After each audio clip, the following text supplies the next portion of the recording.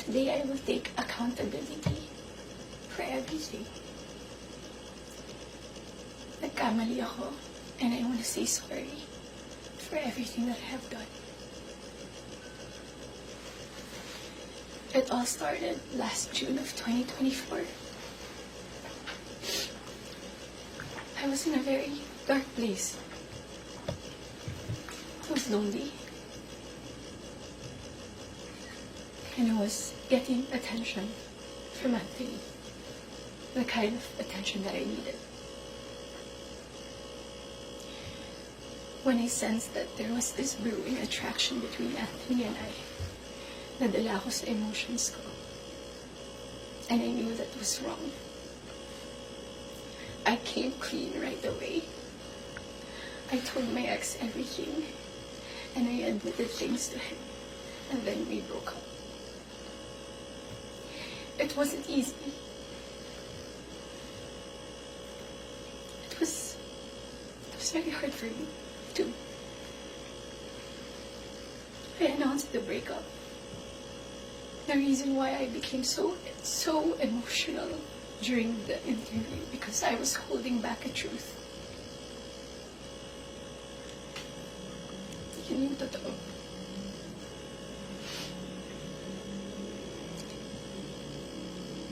I wasn't really able to simmer down. I wasn't able to reflect on what had happened. I was working every day for days straight, weeks straight, months straight.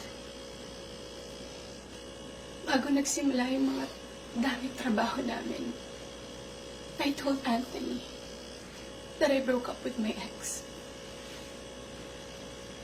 And he also said the same thing.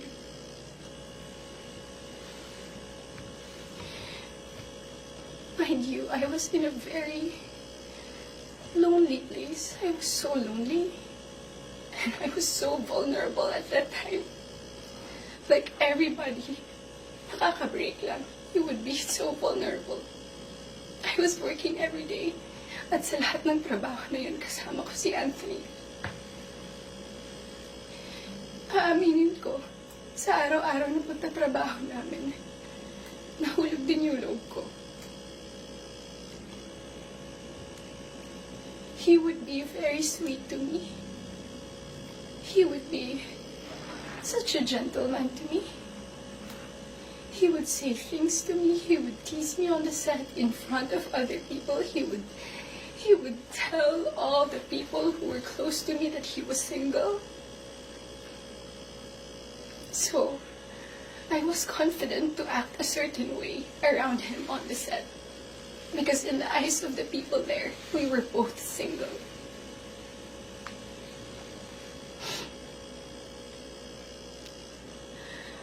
Araw-araw kami nagtatrabaho, and September came. We went to Italy for our shoot sa teleserye namin na Incognito. And doon nag-start na naging deep yung pagkakilala namin sa isa't isa. I really fell. Nung pauwi na kami ng Italy, it was my birthday, and we were stuck at the airport the whole day. He would say things to me that are sweet. He would say promises. We would tell promises to each other. And then nung pauwi na ng Italy, I felt so happy that I had to post something on my IG story just to appreciate him during that day. And then pagka-uwi ko, I think that the next 2 days, I saw a post or reposts ni Jam on TikTok. Nakita ko lahat yun. And at that time, yung time frame na yun, nasa screenshots din na nangamusta ako. I said, kamusta si Jam? Nangamusta ako kay Jam. It wasn't because dahil alam ko na sila pa. Dahil alam ko na she was going through something and Anthony had to take care of her. But at the time, nagtatrabaho pa rin kami and he would still be the same way to me. I would ask him, God knows I asked him, nagkabalikan ba kayo? He said no. Do you still love her? He said no. He would say things na ako yung gusto niya and all. I really asked him so many times. And then the first wave of bashing on TikTok. Masakit yun para sa akin. I asked him, when are you gonna release a statement na wala na kayo? When? Because in the eyes of the public, you are taken. But I know that you're not. And you would be very sweet to me. When are you gonna release a statement? He would tell me he was waiting for the right moment. I didn't want to be pushy. I didn't want to aggravate things. So I waited and kept quiet. Because it wasn't my story to tell anyway. I kept quiet. October passed. We were working still every day. And then Halloween. It was the very first night we went out na medyo sweet kami sa isa't isa. The next day, Cham posted on her Instagram story. There were no names mentioned. There were no names. But people were insinuating that it was Anthony and I. So the waves of bashing came again. I asked him again, when are you gonna release a statement? God knows how many times I begged for a statement. I begged him to fix this because I was so tired of getting bashed. He said, wait, he's waiting for the right moment. I waited. I still kept quiet. I really wanted to speak up, but it wasn't my story and I would look really pathetic. Days went by. The press con of Incognito happened. He released a statement. To me, it was too late because at that time, I was slowly distancing myself from him romantically. The infatuation and the attraction died. But thank you for the statement. I thought everything was in the clear. I thought everything was gonna be okay. Ilang days nung lumipas. The screenshots.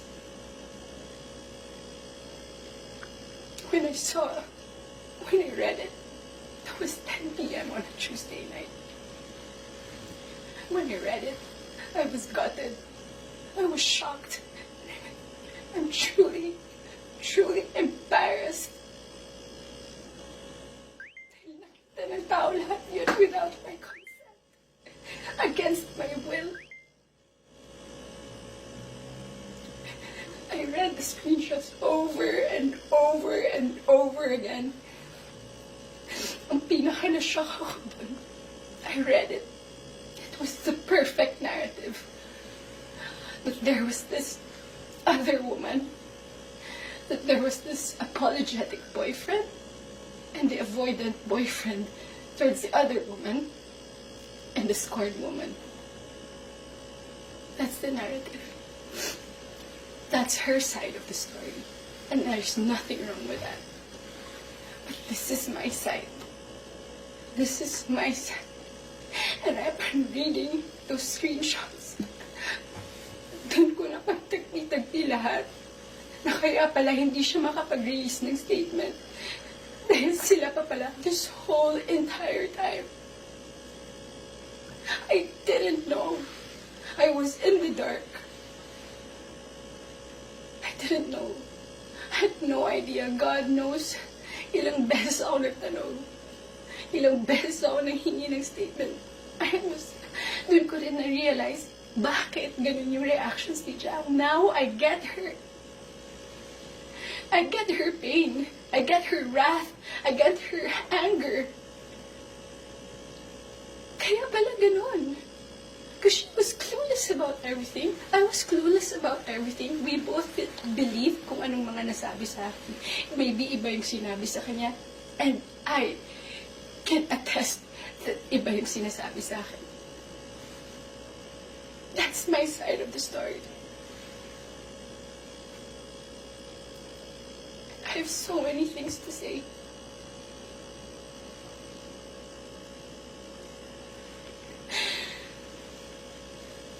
Hindi ka ako makapaniwala. Mapahinga pala ako ganito sa buhay ko. So to the public, I'm sorry that you got to see that very intimate side of me.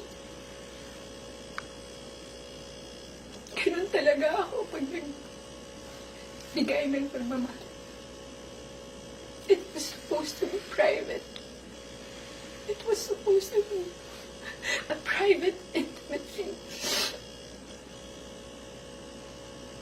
I'm sad. I'm sad na nakita yun ng tao. And yes, I don't want to play the victim here. Nagkamali din talaga ako. And I want to say sorry to those people I have hurt. I reached out to Jam last November. I did not get a reply. I think that was last November. Because I wanted to know what's up. So, I'm sorry. Most especially, I'm very sorry. I'm truly sorry to those people who supported me for 10 years. Alam nila lahat na ginapang ko yung career ko. Mapunta lang sa kung saan ko gusto. Ginawa ko lahat. Pinaghirapan ko lahat sa tulong nila. Nagagawa ko yung mga gusto. I don't know where I'm gonna go. I don't know saan ako papunta. Yung dignidad ko, hindi ko na mahanap. Whenever I go out, whenever I walk, I feel like I'm a naked woman walking. Hindi ko alam na gagawin ko. I'm so embarrassed. And I'm sorry that you get to see that.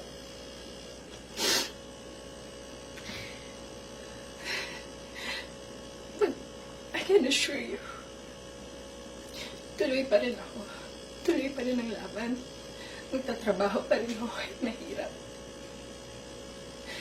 Hindi pa rin namamatay yung apoy sa puso ko. I'm still looking for that little girl inside of me. It's hard to look for her now, but someday I get to find her and I will be able to hold my shadows. What you saw was not a perfect human. I'm far, far from being perfect. What you saw was a human being. I'm just a human